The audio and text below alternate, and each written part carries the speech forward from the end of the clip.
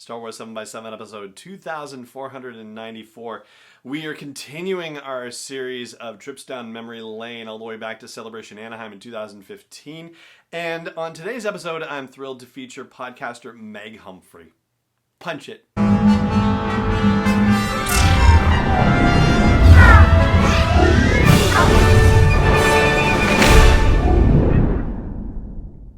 Hey Rebel Rouser, I'm Alan Voivod and this is Star Wars 7x7, your daily dose of Star Wars joy, and thank you so much for joining me for it.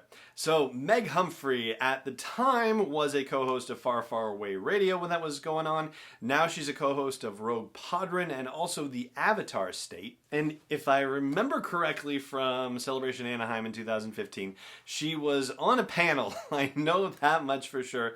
Unfortunately, what panel that was slips my memory, and also my apparently backlog of scrapbook items and whatnot. I do remember though that she was up on the stage behind the tables and was kind enough to answer questions from random people like myself when they showed up after the panel was over. And in this particular case, it was to do what I had been doing with other folks throughout Celebration Anaheim, which was to ask the question, why Star Wars? And it was wonderful to revisit this answer and this experience. And so here I am, thrilled to share it with you. This is Meg Humphrey answering the question, why Star Wars, and going a little bit further than that as well, at Celebration Anaheim in 2015. All right, Meg, why Star Wars?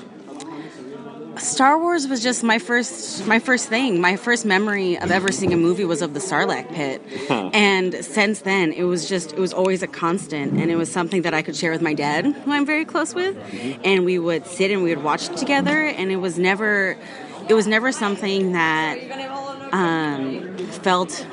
it was always part of my life. It was always Star Wars, and it never felt like it was actually made up, or it felt like a movie, or it felt like a fantasy. It was just part of my life. Mm-hmm. So it's just always been Star Wars, and I was really lucky that no one ever made fun of me for it. And if they did, I probably beat them up.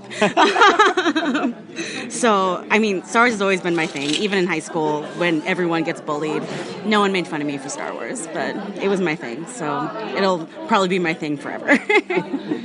And how did you decide to continue it, like in your adult life with Far Far Away Radio and all your other ventures in Star Wars?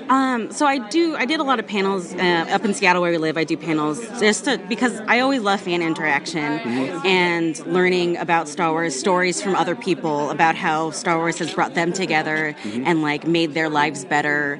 And so I really just kept with that because I kept wanting to hear those like beautiful stories about people going to the redwood forests like for vacation, to take photos with lightsabers and like fake Ewoks and stuff, and all of those things were just really heartwarming, and I felt like Star Wars is a perfect platform for any kind of discussion about humanity or our society.